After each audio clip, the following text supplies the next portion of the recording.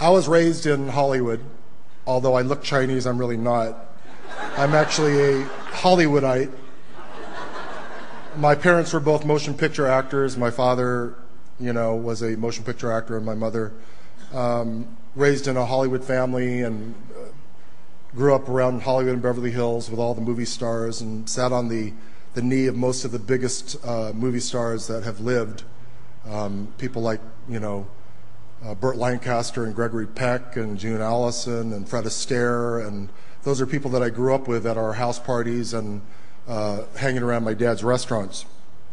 But I was one of those people that even though I seemed to have everything, the wealthy house at the top of the Hollywood Hills overlooking all of Los Angeles and basically, being raised kind of like a spoiled child with reservation. I came to a place where I realized that everyone around me, regardless of how high they climbed their ladders, they were never, ever content. They were never happy. And I was raised in a family where we didn't really know anything about God. We didn't believe in God. Our background was basically listening to my father teach us his own philosophy and also a little bit of Chinese philosophy here and there. So we always just believed, like everybody else, that we were born into the world by accident through a cosmic explosion that happened eons ago, and a giant burp happened in the universe, and then everything came into being, and we were just going to do whatever we could to make our little dent on the planet and then go our way. But something was hardwired into my heart early on that caused me to really question these things. And so early on, I basically kind of just dropped out of the whole Hollywood, Beverly Hills, Los Angeles scene and moved down to Laguna Beach. And at the time, this is during the counterculture revolution, the 60s, where the African Americans were fighting for equal rights, and the SDS, the Students for a Democratic Society, were in full bore. But there was another movement happening at the time, and that was a enlightenment through the usage of psychedelic drugs. And coming from Hollywood, I started smoking pot when I was pretty young, but never experimented with anything harder than that until I got out of high school. And after I left high school, I moved away from my home and started to experiment with psychedelic drugs.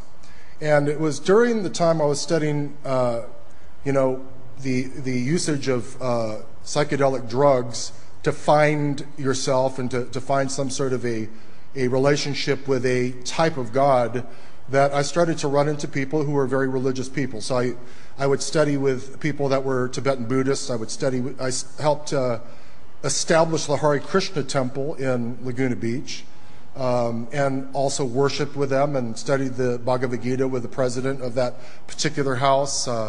A Self-Realization Fellowship, Paramahansa Yogananda's people. These are all things that go way over most of your heads because you're too young to remember any of these things or even hear about them. But there was one psychologist, he was a psychiatrist by the name of Dr. Timothy Leary. You've probably heard about him in your infamous parts of your history book. When I came down to Laguna Beach, I became part of the subculture, and I was befriended because of my guitar playing mostly and singing by some musicians who lived out in the Laguna Canyon. And so I went out there to jam with them, and I was kind of adopted into the Timothy Leary family. They called themselves the Brotherhood of Eternal Love. And the Brotherhood of Eternal Love on the outside looked like just a bunch of wild little hippie people running around with really long hair. Like if you see that old picture of me that comes up on the screen, it's a little embarrassing because I was probably 200 pounds lighter then and had hair, But behind the scenes, the Brotherhood of Eternal Love was basically responsible for manufacturing most of the psychedelic drugs, LSD and other forms of psychedelic drugs that were being distributed all over the world. And I became a part of that family. And Timothy got arrested early on, and so I used to take care of his wife, Rosemary. Rosemary had connections to everyone. In fact, she was like my backstage pass to any concert back in those days. I'd walk with her up to a Moody Blues concert, and they just opened the doors because she was Dr. Leary's wife.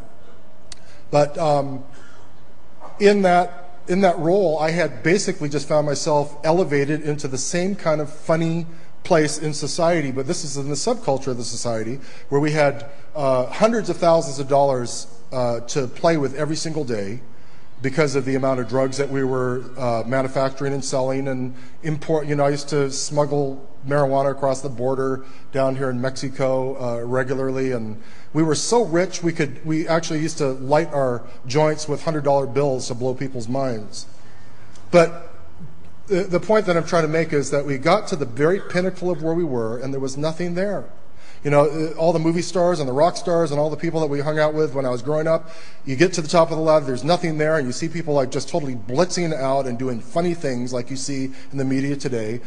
In the hippie movement, it was the same way. And so I finally decided that I was going to really find out if there really was a God, and I took a vial of what was just the pure content of our product out to the high desert and snorted it all. It was about 150 doses of what we called sunshine LSD. And what transpired after, I can't even really explain. I do know that they couldn't resuscitate me.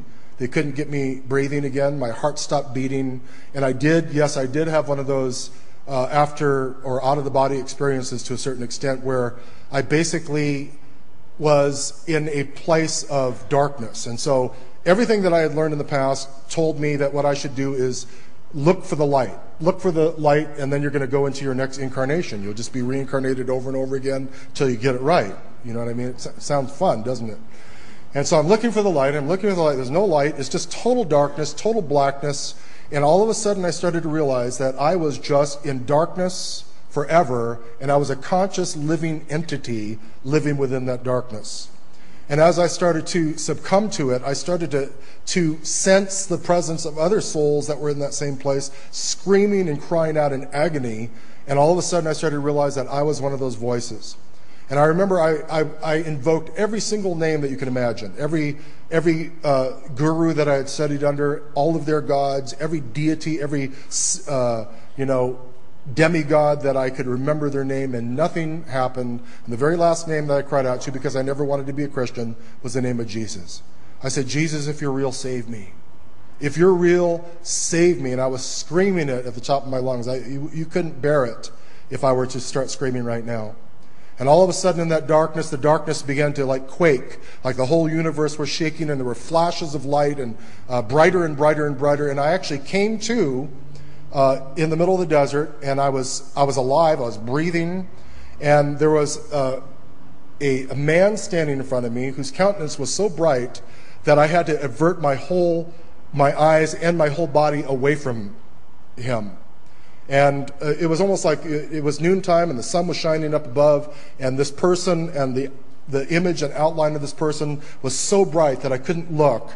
But even when I turned around and I started to try to bury myself under the sand to get away from the sight of this person, I could still see him. And then I heard a voice that I'll never forget. I still remember it today. It makes me cry and shiver and rejoice and laugh all at the same time. It sounded like the sound of many waters. It filled every single molecule in the air, and he basically just said this. He said, I am Alpha and Omega, the beginning and the end.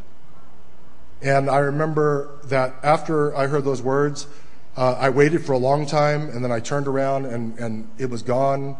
There were little flashes of light and everything. And, I went back home, and I remember that I told some of the people about the experience, and they thought I just had a big psychedelic experience. And my old brethren from the Brotherhood that are still alive today say that Oden flipped out on LSD and became a Jesus freak and never came back. That's my reputation.